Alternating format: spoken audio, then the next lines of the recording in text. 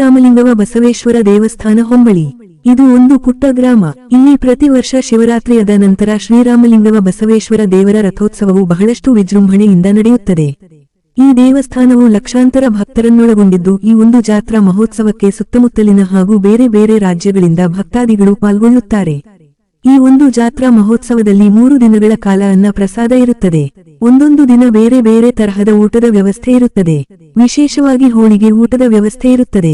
ಈ ಬಸವೇಶ್ವರ ದೇವರ ಕುರುಹ ಬಹಳಷ್ಟು ಇರುತ್ತದೆ. ಹಾಗಾಗಿ ಈ ಒಂದು ಜಾತ್ರೆ ನೋಡಲು ಭಕ್ತಗಣವೇ ಹರಿದು ಬರುತ್ತದೆ. ವರದಿ ಮಹೇಶ್ ನೀಲಪ್ಪ ಮುದಕಣ್ಣನ್ವರ್.